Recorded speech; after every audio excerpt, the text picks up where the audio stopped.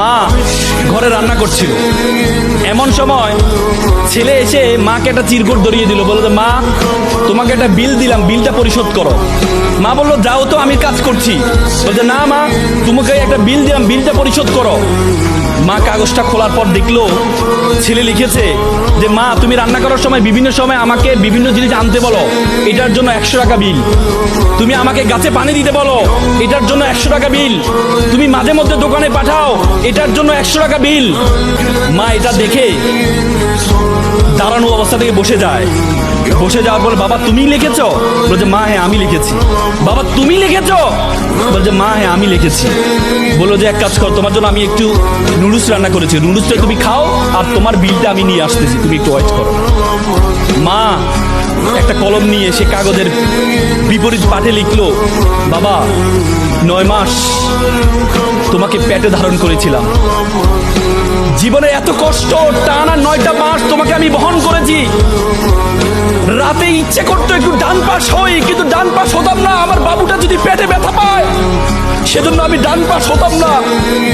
ইচ্ছা করতো একটু বাম পাশ হই, কিন্তু যে বাবুকে আমি দেখি নাই তার প্রতি আমার এত মহব্বত, আমি বাম পাশ হতাম না যে আমার সন্তানটা যদি ব্যথা পায়। সেটার জন্য তোমার বিল 0 টাকা। তুমি জন্মগ্রহণ করেছিলে, জন্মগ্রহণ করার পর 2টা বছর যে পরিমাণ ঘুম ভেঙেছে আমার, যে পরিমাণ প্রায় 6 মাস টানা, 6 মাস পরিমাণ ঘুম আমি ঘুমাই নাই আমার সন্তানের জন্য, সেটার জন্য বিল 0 টাকা। তুমি পিঠা পছন্দ করতে, ওই দিন পিঠা রান্না করেছিলাম তোমার জন্য, পরিবারের সকলেই পিঠা খেয়েছে। সর্বশেষ একটি পোড়া পিঠা ছিল, সারাদিন কিছু খাইনি, চিন্তা করেছিলাম পিঠাটা খাবো। তুমি বাইরে থেকে দৌড়িয়ে এসে বললাম মা এটা কি অন্য পিঠা, এই পিঠাটা আমি খাবো।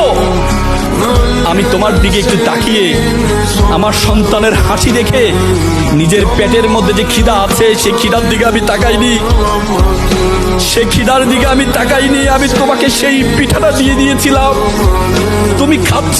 আমার অন্তরের যে বাসনা, অন্তরের যে ভালোবাসা আমি প্রকাশ করতে পারিনি, সেই বিলের জন্য তোমার জন্য 0 টাকা।